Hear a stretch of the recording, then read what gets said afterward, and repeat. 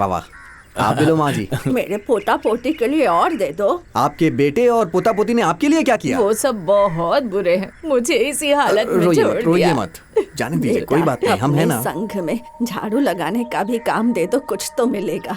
हम भूखे तो नहीं मरेंगे। इसकी स्वाद बहुत अच्छी है, इसे आप बेचते क्यों नहीं है? खाने के लिए जो बचा है उसे भी बेच देंगे। ऐसे नहीं दादी, इतने दिन आपके बेटे ने पाई पाई के लिए मुफ्त में काम किया ना, उसके बदले संघ आपको मूंगफली लड्डू बनाने के लिए सारी चीजें खरीद कर देंगे, और जैसे ही आपने लड्डू बनाए उसे बेचकर पैसे देंगे। इसे कहते हैं स्किल्ड लेबर। देखो इस पे जीएसटी तो नहीं लग रहा है? स्किल्ड लेबर रोएगा क्या? मत रोना, ठीक है? शेखर भाई, तुम्हारे बच्चे आए, देखो। अच्छा अच्छा, इसे यहाँ पे रखो। तुम लोग यहीं रुको। ठीक है पापा। मैं अभी थोड़ी देर में आता हूँ। सुनो प्रकाश, उसके पास मत जाओ। वो लड़की तुमसे सवाल पूछ के तुम्हें टॉर्चर करेगी। कैसा सवाल? चलो पूछ कर देखो। इस लड़के से कोई प्रॉब्लम नहीं है, ये बहुत ही अच्छा है, लेकिन ये लड़की ने पूछा कि लाभ का क्या मतलब है। मैंने इसे डिटेल में सब कुछ बता दिया, फिर भी इसका डाउट क्लियर नहीं हुआ। ठीक है, आपके हिसाब से लाभ क्या है? अरे बाप रे, दोबारा फिर मैं जा रहा हूँ। आपने व्यापार के लिए जो पैसे डाले हैं, उन पैसों के अलावा जो पैसे हैं वो लाभ है। अच्छा, बंदर के बाद मनुष्य का जन्म होता है ना? तो जब मनुष्य को तैयार किया गया होगा तो क्या जरूरत पड़ी होगी, पैसे या मेहनत की? मेहनत की। तो मेहनत करके ही सब कुछ बदला, ये समझ लिया ना तुमने? आपके हाथ में स्लेट है क्या? दो मुझे। हे, ये ब्रेड है क्या? किसके लिए? पापा के लिए। अच्छा, तो इस ब्रेड को यहाँ रख देते हैं। तो अब यहाँ पर बेकरी लिखते हैं। हाँ। ओके, तो अब हमें ब्रेड बनाने के लिए जो चीज चाहिए उसे खरीदने के लिए हम मार्केट में गए। एक आदमी चीनी बेच रहा है, हमने 10 रुपए की चीनी ली। दूसरा आदमी मैदा बेच रहा है, हमने 10 रुपए का मैदा लिया। एक आदमी ईस्ट बेचता है, हम उससे 5 रुपए का ईस्ट लेते हैं। तो अभी बेकरी चल रही है, तो उसके लिए इलेक्ट्रिक बिल, दुकान का किराया, कुल मिला के 5 रुपया। तो सब मिला के कितने हुए? 30 रुपए। लेकिन बताओ, इससे ब्रेड बन गई क्या? नहीं ना। पास में एक आदमी बैठा है, हमने कहा क्या बेच रहे हो? तो उसने कहा कि मैं अपनी मेहनत बेच रहा हूँ। मेहनत कैसे बेचेगा? जिस तरह आदमी चीनी, मैदा और ईस्ट बेचता है, उसी तरह मेहनत खरीद और बेच सकते हैं। तो यहाँ तुम्हारे पापा मेहनत को बेच रहे हैं। तो ए ने बी से मोल भाव किया, तो ए ने अपनी मेहनत का 10 रुपए का लाभ कमाया। तो वो इसे कितने में बेचेगा? 30 रुपए के लाभ के लिए 60 रुपए में बेचेगा। 20 रुपए का लाभ। अब अगर चीनी का पैसा मिला लें और मैदे का दाम और इसे मिला दिया, तो खरीदने वाला दाम हुआ 40 रुपया। तो हमें इसे 40 रुपए में बेचना है।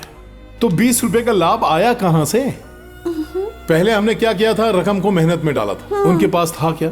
नहीं, ये बीच में आया है। तो बदलाव कहाँ होता है? जब मार्केट में आता है तब लाभ उसमें मिल जाता है, वहीं डकैती हो जाती और यहीं पर 2 भाग हो जाते हैं, ए पे मालिक और बी पे मजदूर, है ना? समझ गए? ठीक है, अब कभी कंफ्यूजन हो तो मुझसे पूछना। प्रकाश, बात हो गई क्या? हाँ, बात हो गई। अब तो तुम्हें कोई डाउट नहीं है ना? सवाल पूछने से ज्ञान बढ़ता है। अगर कोई सवाल पूछने से मना किया तो वो बेवकूफ है। चलो, धन्यवाद धन्यवाद। डैडी, हमारी इंडस्ट्री के लिए जमीन तो मिल जाएगी ना? वो सब हो जाएगा, बस एग्रीमेंट साइन करने में देर मत करना, उसके बाद डील हमारी होगी। Okay daddy. पेरूवाल में बनाने वाले वीएम बायोडीजल के बारे में मैं एक्सप्लेन करने वाली हूँ। ये है स्टोरेज की जगह और ये है बीज को छीलने की जगह, ये पीसने की जगह, ये बायोडीजल बदलने की जगह। यहाँ जो बायोडीजल बनता है उसे यहाँ इस जगह स्टोर किया जाएगा। इस बायोडीजल फैक्ट्री को 60 एकड़ स्केल में बनाना है। इसके चारों ओर 40 किलोमीटर के डायमीटर में अगर फसल बहुत अच्छी हुई तो पूरे 3 साल शिफ्ट में काम कर सकते हैं। हमारे पास इतनी मशीन्स की कैपेसिटी है। यहाँ पर हम 3000 गांव के लोगों को काम दे सकते हैं। हम कोशिश करेंगे कि उनके साथ कॉन्ट्रैक्ट ही साइन कर लें। 2050 में petroleum products double the amount होने चाहिए, ये हमारा अनुमान है। अब तक इंडिया में सिर्फ एनिमल क्रूड ऑयल ही इंपोर्ट किया गया है। रेंडी में से ही बायोडीजल उत्पन्न करने का प्लान है। आपको बता दूं, ये कोई छोटी बात नहीं है। यही मुद्दा उठाकर हम प्रचार भी कर सकते हैं और इसके बायो प्रोडक्ट्स खाने की चीज बन जाएंगे। अभी से हमारे पास 100 साल के एक्सपोर्ट ऑर्डर्स रेडी हैं। We are supposed to receive 50% only. Our country is also supposed to receive only 50%. But we believe in you. In the future, in a short span of 10 years, you should establish more factories of the same kind so that you can supply all the biodiesel needed for our country. खेती के लिए जो subsidy चाहिए उसके बारे में हम सरकार से बैठकर बात कर सकते हैं। इसके साथ ये इंडस्ट्री वेंचर कैपिटल इंडस्ट्री होने के नाते उसकी भी सब्सिडी हमें मिल ही जाएगी। मिनिस्ट्री का परसेंटेज शामिल किया क्या? लाइफ लॉन्ग कितने भी राज्य बदलें उसके परसेंटेज अलॉट किए गए हैं। Good. But why do you choose Preval? इस प्रोजेक्ट का मकसद है पानी से तेल बनाना। रेलवे स्टेशन नजदीक है, अगर ट्रेन से जाओ तो 3 किलोमीटर पर डॉक्स है और ये डॉक्स इंटरनेशनली कनेक्टेड है। यहाँ से अगर इसी रास्ते से आगे जाओगे तो 4 किलोमीटर बाद 8 रास्ते आएंगे, वहाँ से और 2 किलोमीटर आगे जाने के बाद 4 रास्ते आ जाएंगे और इन्हीं 4 रास्तों के जरिए इंडिया के चप्पे चप्पे तक हम अपने प्रोडक्ट सप्लाई कर पाएंगे। इन रिजर्वॉयर्स में 1 साल के प्रोडक्ट्स को हम प्रिजर्व कर सकते हैं, इसलिए दाम बढ़ने पर भी हम अच्छा मुनाफा कमा सकते हैं। पुजारी से बात भी हो गई है, अमावस्या के दिन पूजा करके हम काम भी शुरू कर सकते हैं। अच्छा ये बताओ कि क्लारा के पार्सल के लिए संघ का एड्रेस किसने दिया? मैंने दिया है। मैं भी तो इनकी ही तरह एक बंजारन हूँ ना, जिस गांव में जाकर परफॉर्म करती हूँ वहीं का एड्रेस दे सकती हूँ मैं। दीजिए भैया 12,500 देना, कैश चाहिए। हाँ, इसके लिए संघ के अकाउंट से पैसा नहीं मिलेगा। तो पेमेंट एडवांस में दे दो ना। एडवांस में? संघ के पास कैश नहीं है और प्रकाश ने कहा है कि सिर्फ डेबिट कार्ड का यूज करना है। इसे स्वाइप कर लो।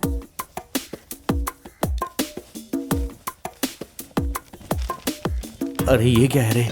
हमारा संघ खेती कर रहा है या फिर कपड़े खरीद रहा है? अरे ये तो बहुत ही कॉमन है। क्यों आप लोग कपड़े नहीं पहनते क्या? नहीं पहनते हैं ना। हाँ? क्यों नहीं पहनेंगे? हाँ, हमारी फैक्ट्री के लिए प्रकाश बाधा उत्पन्न करेगा। कोई रास्ता नहीं है, आपको प्रकाश से मिलना ही होगा, वरना वो संघ के द्वारा सुप्रीम कोर्ट से स्टे ऑर्डर ले लेगा। हमारी फैक्ट्री के लिए भी स्टे ऑर्डर आ सकती है, इसीलिए मेरी राय है कि आप प्रकाश से मिलिए और बात कीजिए, वो जरूर मान जाएगा।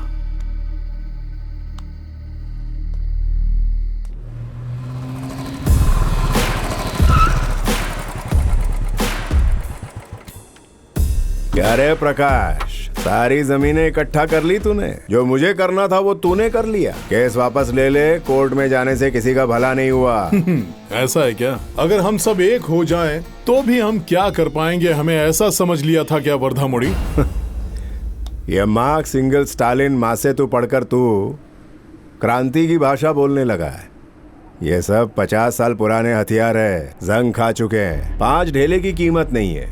तूने मार्क्स को अपनी भाषा में पढ़ा होगा ना, मैंने ओरिजिनल जर्मन भाषा में पढ़ा है। वर्धामुड़ी, इन सब लोगों को समझने के लिए बस भाषाओं को सीखना जरूरी नहीं है।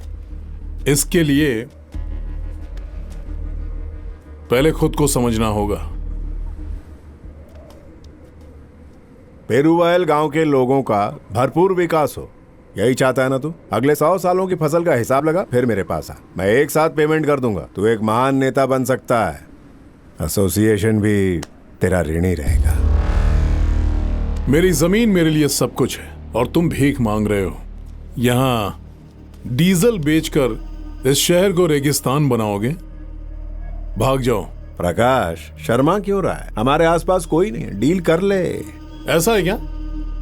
लेकिन तुम तो मुझसे डर के इस जगह के चारों ओर आदमी फैला कर रखे हो। साफ साफ क्यों नहीं कहते कि मुझसे बुरी तरह डर गए हो? डर गए हो ना? नमूना देखा? दिमाग सिर्फ तुम्हारा चलता है क्या? उड़ती चिड़िया के पंख गिन लेते हैं। क्या लगा हमारे पास बंदूक नहीं है? हाँ? जिस पल मुझे मारने के लिए सोचा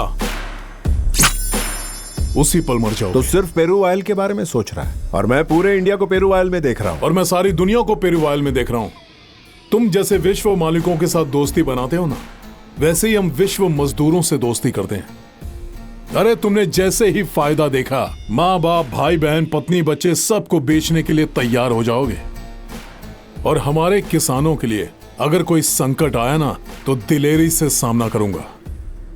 तुझे 2 चॉइस देता हूं। एक, इस देश को छोड़कर भाग जा, नहीं तो इस पेरुवाइल जमीन में तेरी बोटी बोटी करके जानवरों को खिला दूंगा।